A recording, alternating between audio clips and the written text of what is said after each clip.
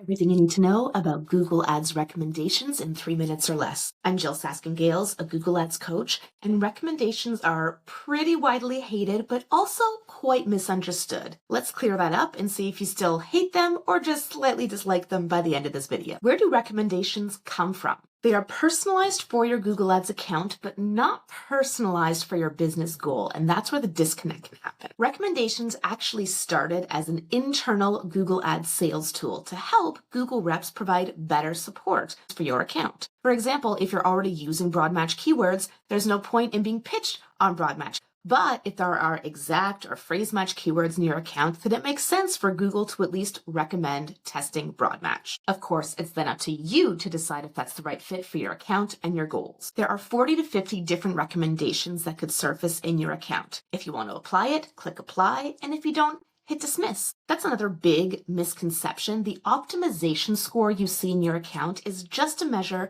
of whether or not you're reviewing your recommendations. Accepting or rejecting a recommendation gives you the same optimization score uplift. So you could just dismiss everything and poof, 100% optimization score. Recommendations are also not just limited to the recommendations tab.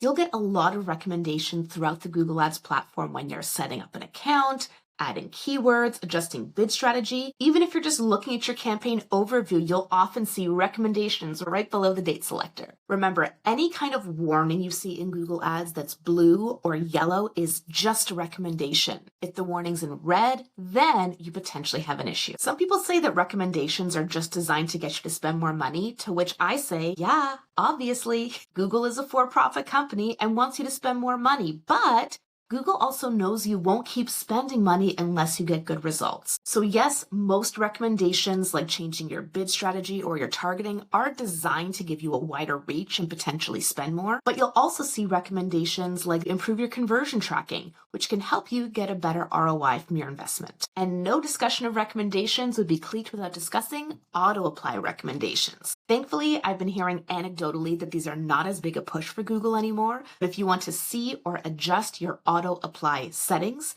you want to go to recommendations, make sure you're on the all campaign view, and then click auto-apply settings. You want all those boxes to be unchecked so that Google doesn't have permission to make changes in your account without you. All in all, I don't think recommendations are as evil as people make them out to seem. They're just there to give you a nudge about some things you might want to test. As with any recommendation, whether it comes from the Google Ads interface, from your agency, or even from me, make sure it makes sense for your business before you implement it in your account. Got another question about Google Ads? Let us know in the comments.